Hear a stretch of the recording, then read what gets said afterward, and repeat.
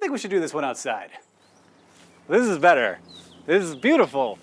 It's just, oh God, of course, except for this. Litter is a kind of pollution, but like barely. Like, I would rather it not be here. It makes me kind of angry and it makes nature less pretty, but environmentally, there's a pretty low chance that this can, or even a million more like it, is gonna have a significant negative impact on an ecosystem. The kind of pollution that we really have to worry about is the kind that we don't see, either because it's invisible or because it's being done in places that are way out of the way that we're less likely to encounter. That's by design, of course, because when people actually see the impacts that their lifestyle can have on the world, they tend to sometimes change the way that they live, and also the way that they buy, and we can't have that. So, it's time to get our hands dirty.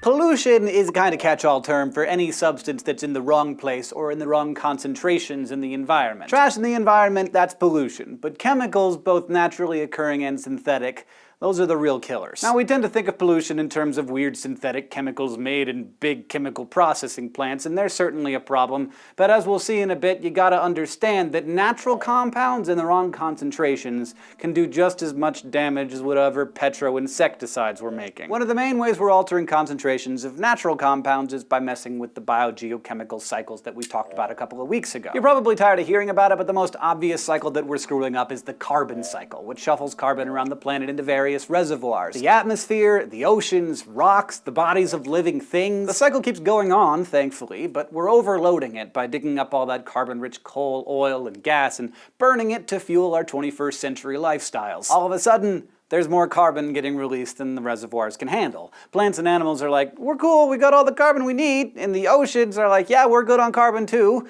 And it can't just go back into the rock, so it hangs around the atmosphere as a greenhouse gas, insulating our planet and changing the climate. We've also been tampering with the nitrogen and phosphorus cycles to similar effect.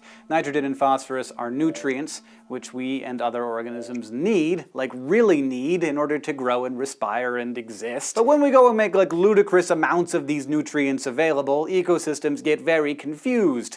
It's like the day in 5th grade when I realized that I could spend my entire allowance on Cadbury cream eggs at the after Easter candy sale at Walgreens. It was fun at first, then it was not. Phosphates and nitrates are basically the main ingredients in fertilizers, and phosphates are also found in some detergents, so when wastewater from our houses or runoff from farms washes those compounds into rivers and streams, it can cause huge algal blooms that choke out the rest of the plants and animals in the stream, and totally gross looking. But that's not the end of it. When all the phosphorus and nitrogen are used up, the algae die, and then bacteria get started on decomposing that dead algae.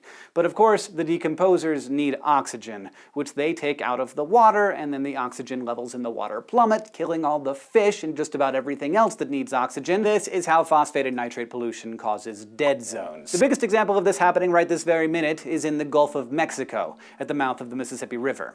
The Gulf of Mexico dead zone covers 18,000 square kilometers of river delta and coastline, and is basically a swath of totally deoxygenated water caused by all the fertilizers from the entire Mississippi River basin, which drains 2.6 million square kilometers of land, draining to this one point in the Gulf. The size of the dead zone fluctuates seasonally, as it depends on how much fertilizer is being used by pretty much half of the farms in America. So yeah, pollution isn't just synthetic compounds with like 17-syllable long names. Sometimes they're just imbalances of chemicals that we need for our survival. However, not all chemicals found in nature are good for us. In fact, sweet old Mother Earth comes up with some of the most toxic stuff that you've ever heard of. Take cyanide, for instance. It's in a lot of stuff that we come in contact with every day. Foods like almonds, spinach, and lima beans contain cyanide, and so do the seeds of apples, which you have heard, and the pits of peaches. Cyanide is useful to plants because it's a primitive insecticide, causing a sort of molecular asphyxiation, preventing a bug's cells from being able to use oxygen. Now, it takes a lot more cyanide than you'd find in an almond to finish off a human, but guess what? We've figured out how to collect a whole bunch of cyanide in one place, because we really love gold. Gold, my precious. Mining operations use cyanide in large quantities in order to separate gold, silver, and other precious metals from the ore. In the cyanide process of ore extraction, ground up ore is sprayed with a cyanide solution which dissolves the metal in the ore and draws it out. The solution is then collected, and the precious metal is taken out. But the byproduct of all of this is, of course, a big pile of cyanide-laced rock powder, aka hazardous waste, to deal with. Or try to deal with, anyway. Mines do all kinds of stuff to reduce the concentration of cyanide in these leftovers, called tailings. Or they try and convert the cyanide into less toxic cyanate, but the toxin is never totally eliminated. So then it can end up leaking into the groundwater supply, or it could just sit there and keep dissolving other toxic metals out of the rock that also end up in our water, like mercury. And mercury is another important pollutant. It's a super toxic, naturally occurring metal found in coal, among other places, and it's just fine when it's hanging out underground in a coal seam, but when that coal is burned to make electricity, the mercury is released into the air. And then the mercury falls on the land, where it makes its way into groundwater and eventually into the food chain, especially into the marine food chain. As a result, only about 25% of the mercury released by US power plants and factories actually ends up in the US.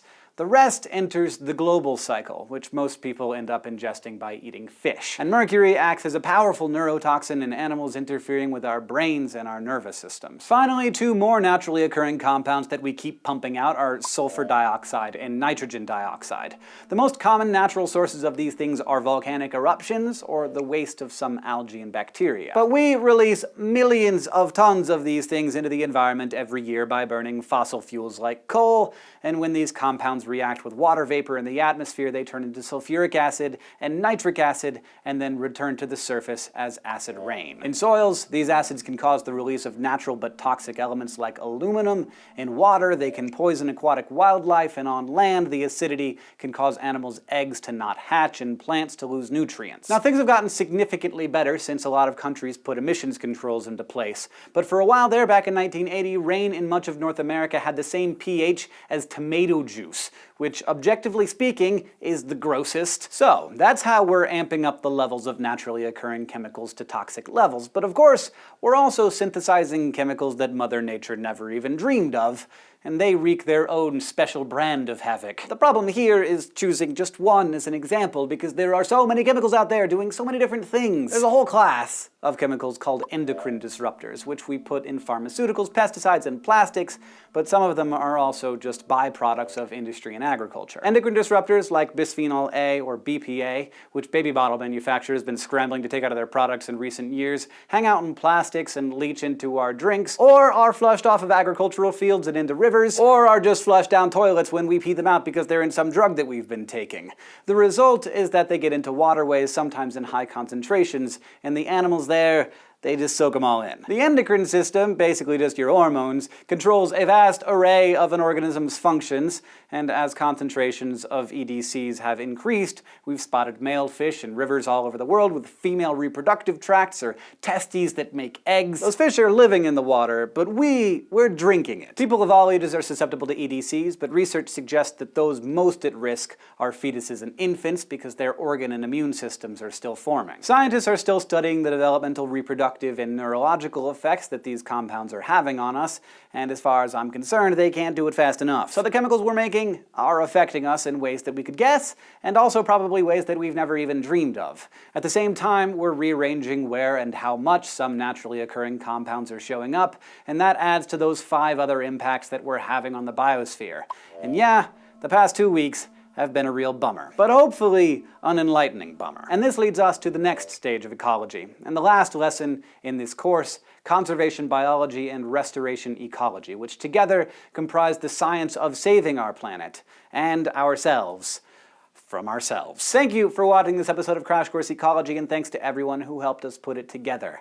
If you want to review any of this stuff that we covered this episode, there's a table of contents over there that you can click on, or down in the description. And if you have questions or comments for us, we're on Facebook and Twitter, and of course, down in the comments below.